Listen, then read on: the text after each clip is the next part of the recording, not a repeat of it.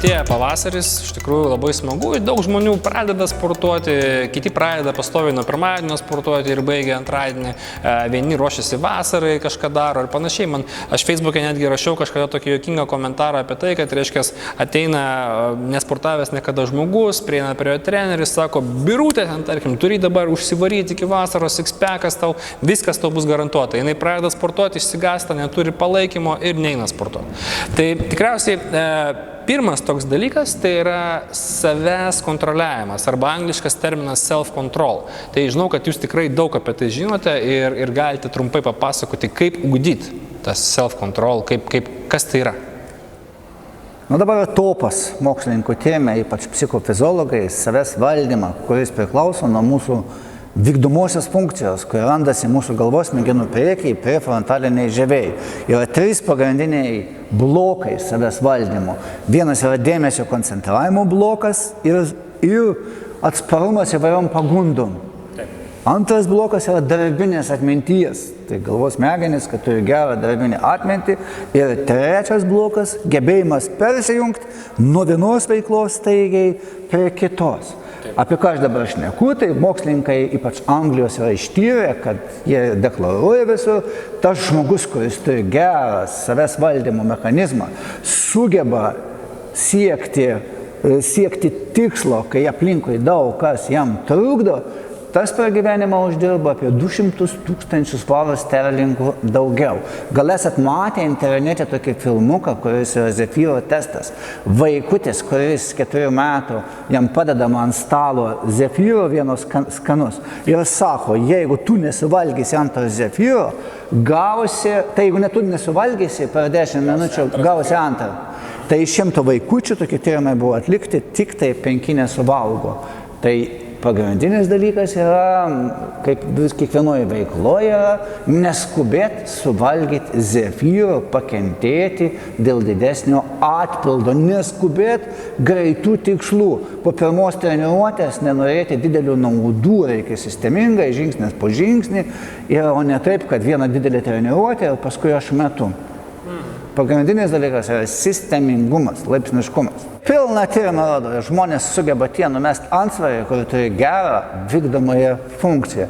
Žmonės versle, moksle ir kitur pasiekia labai didelių aukštumų, pilna įrodymų, kurie gerą savęs valdymo funkciją vykdomai, kurie sugeba koncentruoti dėmesį, kai aplinkui yra pakankamai trukdžių. Vaizdžiai tariant, kaip aš kartais atsakau kitiem, kurie sugeba 5 sakinius išklausyti žmogaus, jo nepertraukęs, intensyviam pokalbį. Tai yra šis tas. Tai tada toks žmogus sugebės ir sportuoti ir nepuls kitą dieną prie kitos veiklos, kuri su didesniu atpildu. Jis pradėjęs darbą, tą darbą tęs ilgai. Aš išklausiau 5 sakinius. 5 sakinius tikrai išklausiau, tai yra gerai. Aš tik tai pridėsiu, kad, sakykime, kalbant apie motivaciją, mes dabar šnekame apie daug, sakykime, biomedicinos mokslų, sakykime, visokių atradimų ir panašiai. Jeigu mes žiūrėtume į dar tokį labai svarbų dalyką, ką aš norėčiau patarti kiekvienam treneriui ir klientui be abejo, ateinate į sporto klubą ir, tarkime, pamatote, kad jūsų treneris nori iš jūsų pinigėlį pasiimti ir tik tai tada jūs treniruos, tai jau yra blogas treneris. Iš esmės, žmonėms, kurie turi net ir savęs valdymą labai gerą, labai svarbus yra palaikymas, parama ir priėmimas. Kiekvienas geras specialistas, visų pirma, remiantis Bergerio, jau senais tyrimais tarinėjo, kodėl žmonės meta sportą, po ten pusės metų, daleiskim, didžioji dalis, labai svarbu yra, kad treneris užtikrintų būtent paramą ir palaikymą. Tai yra iki motivacijos, tai yra žmogui pasakyti paprastai, kad žinai ką, Kęstai, sportuojam, pabandom padaryti tai kartu ir tau tikrai gerai pasiseks. Nebijok, kad padarysi kreivą judesį, aš tau padėsiu padaryti jį taip, kaip reikia. Dabar pakalbėkime šiek tiek apie dar vieną svarbų dalyką, kuris man visada neduoda ramybės, tai yra žmonių psichinė sveikata. Aš girdėjau, kad Amerikoje daugėja užpuolimų greito maisto restorane klientų, kurie negauna papildomai kečupo arba majonezo. Įsivaizduojat, tai yra juokinga ir tai iš tikrųjų yra juokinga. Tai psichinė sveikata, tarkime, amerikiečių tikrai nėra pati geriausia. Kaip Lietuvoje ir kaip vis dėlto ją pagerinti? Ir kelios pagrindinės strategijos, pakankamai gerai ištirtos, gerais eksperimentais, patikrintos, kaip reikia stiprinti, gerinti psichinę sveikatą, nuotaiką be abejo, kaip artėjant pavasariui, įkvėpimas, kad gerėtų, kūrybingumas gerėtų. Žiūrėkit, anglų mokslininkai vėl atliko gilę analizę, paskui pakartojo australai, amerikiečiai, pirmas psichinės sveikatos patarimas, elgsenos. Būk fiziškai aktyvus. Pirmas. Antras patarimas, paprastas, būk smalsus, žingeidus. Norėjo kažką tai pažiūrėti, pamatyti, neužsisidėk. Trečias patarimas, nuolatos mokykis, kažką išmok, tobulink smegenis, o jos tau atsilygins už tai. Nuolatos mokykis, pažink kažką, ar sporte, ar moksle, ar mene. Ketvirtas patarimas, labai paprastas. Kontaktuok su žmonėm, bendrauk, turėk gerų draugų. Japonų mokslininkai ir senuoliai sako, norint 100 metų pragyventi, reikia turėti ne mažiau kaip 4 gerus draugus. Ir paskutinis patarimas, empatijos patarimas, dovanok šypseną, dovanok gerą žodį ir už tai neprašyk atpildo. Dovanok. Tai va tokie pagrindiniai elgsenos patarimai pagal šių dienų mokslinius tyrimus. Na, belieka pagalvoti kiekvienam, kiek iš esmės jūs padarote gerų dalykų tam, kad pagerinti savo psichinę sveikatą, ką ir sakė profesorius, tai yra visų pirma, arba nebūtinai tos taisyklės gali eiti turbūt iš eilės, tai yra ta dovana be atpildo ar panašiai.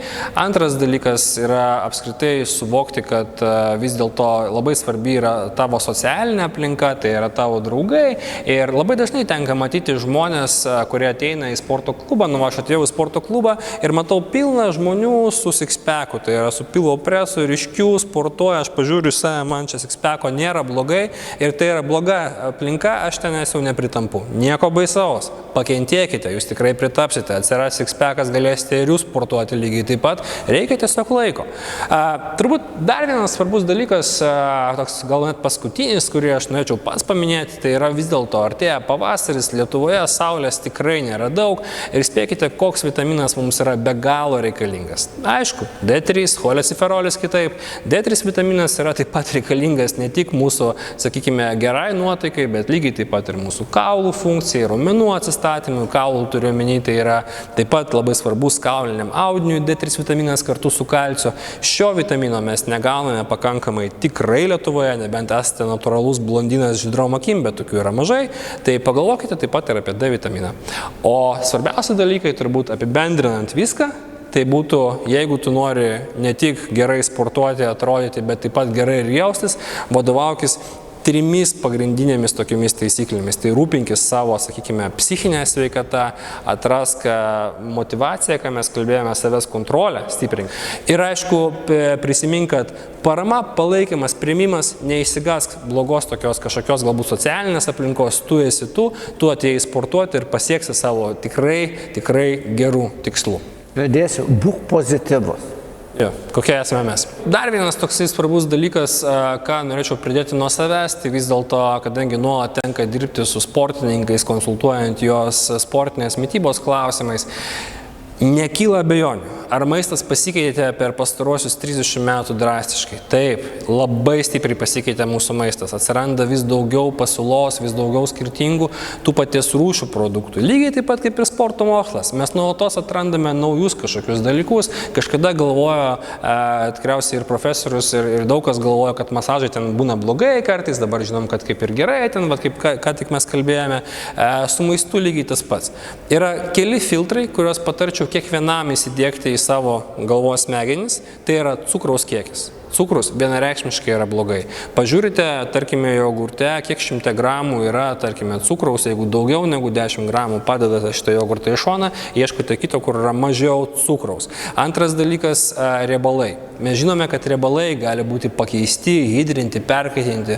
Išskiria perkaitinimo metu, ilgalaikio kaitinimo metu gamtoje praktiškai nesutinkamas riebiąsias rūgštis ir aišku sukelia onkologinius susirgimus. Todėl stovėdami eilėje prie kažkokio apkepto mėsainio, pagalvokite apie tai, ką jūs valgote ir kokią žalą jūsų sveikatai ilgalaikiai perspektyvai gali padaryti tas mėsainis.